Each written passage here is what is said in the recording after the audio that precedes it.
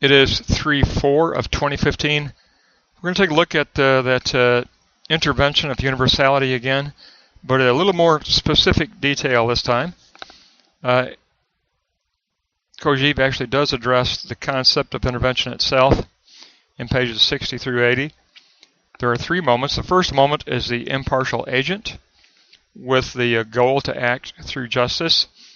An institution can be interpreted as having an abstract personhood for Kojeve. Remember, an institution can be looked at as a communal abstract personhood. Now, the juridical situation exists whenever there are two agents at that dialogue threshold, agent A and B, or agent A and multiple Bs. There must be interaction between these agents at the dialogue threshold. Now, A's action will always contain an intention, a specific will, and the action itself as something that is objectively noticeable and recognizable as that which has caused an alteration to the ambient environment. Now, the idea of juridical doctrine already exists on its own in its own autonomy. Therefore, it always has this juridical authenticity. It's always juridically authentic. There are different systems of doctrine, and those different systems of doctrine reflect the different modalities that address the concept of justice. So all of the doctrinal modalities participate in the same unifying generic concept of the idea of justice. Now, the impartial agent reflects this idea of justice that preexists as a personhood already on its own as its own self-sustaining and self-reflecting authenticity. This personhood exists as the impartial judge as agent, impartial judge as agent.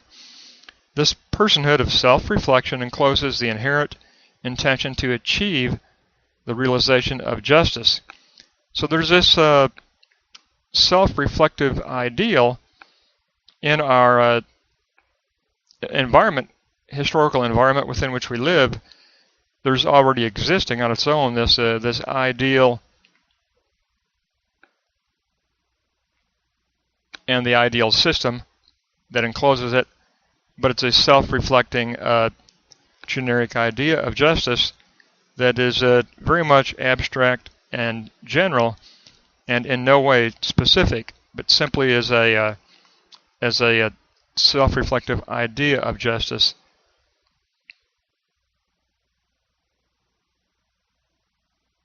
Now, the concept of desire needs to be present because desire opens up the self-enclosure of the impartial agent of the idea of justice.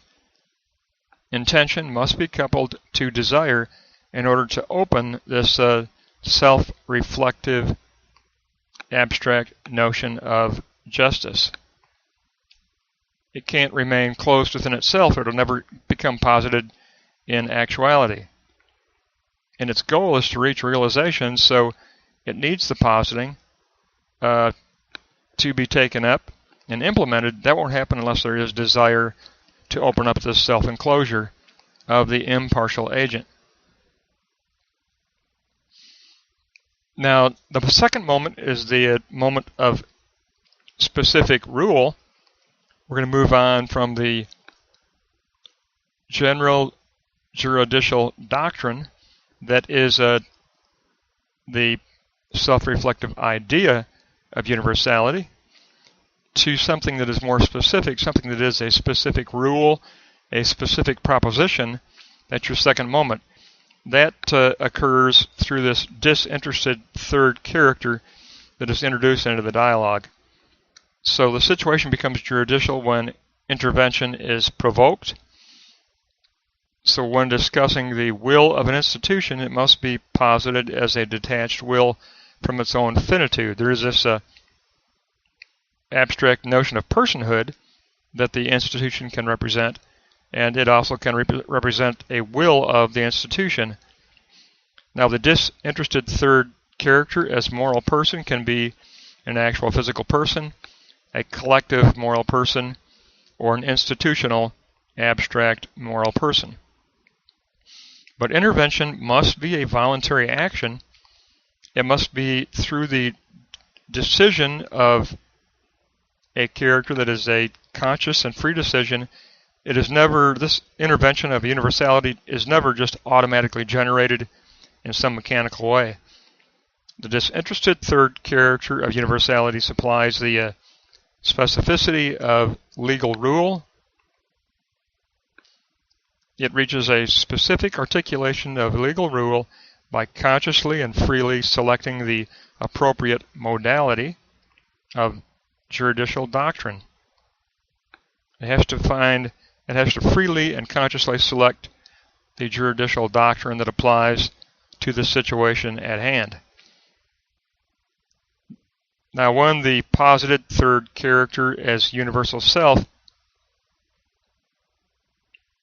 is posited, that third character consciously and freely unveils the specific legal rule within the proper modality. So it's a moment of unveiling and then appropriating. We unveil the modality of doctrine that applies, and then we articulate the specific rule out of that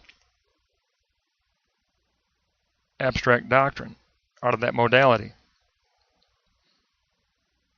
And it becomes a concrete formulation of the idea of justice. So, first moment we simply had the idea of justice enclosed within a modality of juridical doctrine that applied to the situation. But in the second moment, we actually unveil that modality of juridical doctrine and extract from it a proposition, an actual specific legal rule or a propositional legal rule. So in this moment, the impartial agent is born again as disinterested third character through a voluntary free decision. This is the self-reflective idea of justice going out of itself in specific legal rule or propositional legal rule. The concept of disinterested is in reference to its narrow sense, because the moment is always inclusive of a juridical interest and a juridical desire. So it's just a narrow type of interest that is the reason this can be labeled as a disinterested third character. There is always juridical interest and juridical desire to open that abstract notion of justice. The third moment, we have the act itself, the intervening universality. The intervention takes place materially or morally. It can only be actualized through desire, opening the self-enclosed idea of justice through the free voluntary decision of specific rule and modality. So decision does select the doctrine of the appropriate modality, and then out of that it will extract the specific rule. Therefore, Kojeve calls this a social doctrine of intervention, and it has three trimutual moments. A, the impartial idea. B, the disinterested third character who appropriates the specific legal rule. And 3, the actual act of the alteration of objectivity through the qualifying and intervening universality.